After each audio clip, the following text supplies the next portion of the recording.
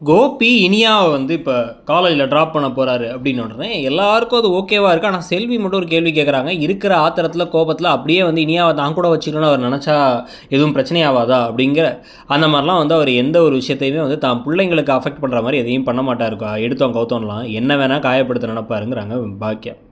So இதெல்லாம் நடந்து முடிஞ்சு இப்போ எல்லாம் முடிஞ்சதுக்கு பிறகு தான் உள்ளார போய் பார்த்திங்கன்னா இன்னமும் வந்து இந்த சோக நிகழ்ச்சிகளை கொண்டு போய் இழுத்துகிட்டே தான் கொண்டு போய் தீரணும். இந்த முழு வாரத்துக்கும் முடிவு பண்ணிட்டாங்க போல். அதனால் கதையில் வேறு எதுவும் விஷயமே நடக்காமல் இப்போ தான் கொஞ்சம் கொஞ்சம் மூவ் ஆன் ஆயிருந்தாலும் அதுக்கப்புறமும் வந்து பார்த்திங்க அப்படின்னா வந்து ஒரு க்ளோஷர் கொடுக்குறேன் அப்படின்னு சொல்லிட்டு வந்து ஒரு லெட்டரை கண்டுபிடிக்கிறாங்க. ஸோ முதல்ல எடுத்தோடனே வந்து இந்த உள்ளார இருக்க ஜாமான்லாம் வந்து எடுத்து வச்சு அவருடைய துணிகள்லாம் வந்து பழைய துணிகள்லாம் வந்து இப்போ செல்விக்கு கொடுத்துட்றாங்க. அவங்க வந்து என் அப்பா மாதிரி அவரோட துணியை நான் வாங்கிக்க மாட்டேனா அப்படின்லாம் சொல்லிகிட்டு இருக்கும்போது ஒரு செட் துணியை மட்டும் எனக்கு வேணும்னு சொல்லி வச்சுக்கிறாங்க ஈஸ்வரி ஞாபகமாக.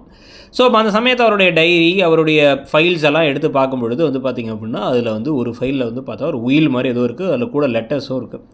இதை பார்த்த உடனே அத்தனை பேரையும் சேர்த்து உட்கார வச்சு இதெல்லாம் வாசிக்கணும்னு முடிவு பண்ணி கூப்பிட்டு வராங்க. இதுக்கு நடுவில் வந்து இனியா வந்து தன்னுடைய வருத்தத்தை தெரிவிக்கிறாங்க. நான் வந்து இந்த கிளப்புக்கு போய் பெரிய பிரச்சனையானதுக்கு பிறகு என்னை தாத்தாவும் பாட்டி தான் டெய்லி கொண்டு வந்து விடுவாங்க.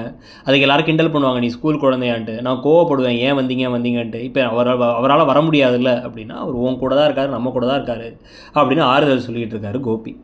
இதுக்கு பிறகு தான் வந்து பார்த்திங்க அப்படின்னா வந்து இப்போ இங்கே எல்லோரும் அந்த உயிரை படிக்க ஆரம்பிக்க செடியை தான் முதல்ல படிக்கிறாரு. அதில் வந்து பார்த்திங்க அப்படின்னா வந்து முக்கால்வாசி சொத்தை ஆல்ரெடி வந்து நான் கோபி கொடுக்கறதுக்காக விற்றாச்சு. மிச்ச சொத்தெல்லாம் வந்து இப்போ வந்து உங்கள் பேருக்கெலாம் வந்து மாற்றிக்கணும். ப்ளஸ் வந்து பார்த்திங்க அப்படின்னா வந்து ஒரு பென்ஷன் காசை வந்து முழுக்க ஈஸ்வரியுடைய பேருக்கு மாற்றிக்கணும்.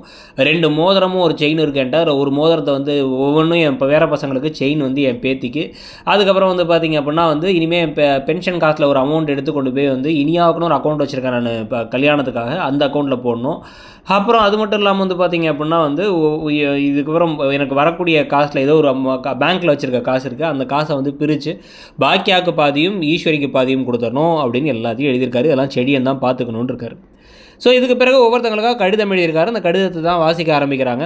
முதல்ல ஈஸ்வரிக்கு வந்து நம்ம 2 பேரும் ஒன்றா வாழ்ந்திருக்கோம், வெவ்வேறு வயசு வித்தியாசம் இருந்துச்சுன்னா எனக்கு அது தோணுனதே இல்லை. நம்ம 2 பேரும் சந்தோஷமாக இருந்திருக்கோம். நான் இப்போது உன் கூட தான் இருக்கேன், நீ சிரித்து சந்தோஷமாக இரு, கவலைப்படாமல் இரு, பாக்கியாவை காரணத்தை கொண்டு விட்டு கொடுக்காத, பாக்கியாவுக்கு நீ தான் துணையாக இருக்கணுங்கிறலாம் சொல்கிறார்.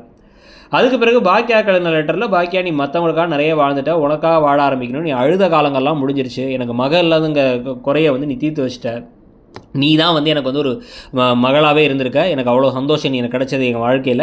அதே மாதிரி வந்து நீ இதுக்கப்புறம் வந்து நீ அழுததெல்லாம் முடிஞ்சு நீ சந்தோஷமாக இருக்க ஆரம்பிக்கணும், மற்றவங்களுக்காக வாழ்ந்ததை தாண்டி நீ உனக்காக வாழ ஆரம்பிக்கணும். அப்படியே வந்து செல்வியை பற்றி சொல்லாமல் இருந்தால் கண்டிப்பாக நல்லா இருக்காது. செல்வி வந்து உனக்கு எப்பயுமே துணையாக இருந்திருக்கா, நீயும் வந்து அவளுக்கு துணையாக இருக்கணும். அவள் கூட தான் நான் அடிக்கடி சண்டை போட்டுட்டு இருப்பேன், அவளுக்கு நான் சண்டை போட ஆள் இல்லாமல் போர் அடிக்கும். இதில் அந்த லெட்டரை நீங்கள் படிக்கும் போது நல்லா உயிரோடு இருக்க மாட்டேன் அப்படின்னு லெட்டர் எழுதியிருக்காரு. ஸோ அந்த லெட்டரை பார்த்து எல்லோரும் ஷாக்காக கதறி அழ ஆரம்பிக்க, நாளைக்கு வந்து பார்த்திங்கன்னா பேர பிள்ளைங்களுக்கு எழுதின லெட்டரை அவங்க படிக்கன்னு சொல்லிட்டு இதை வச்சே கொண்டு போகலான்னு முடிவு பண்ணி கொண்டு போயிட்டு இருக்காங்க. ஸோ அதை பற்றி நீங்கள் என்ன நினைக்கிறீங்க, அந்த கதை இப்போ எப்படி போகுதுன்னு நினைக்கிறீங்கிறத சொல்லுங்கள். தேங்க்யூ.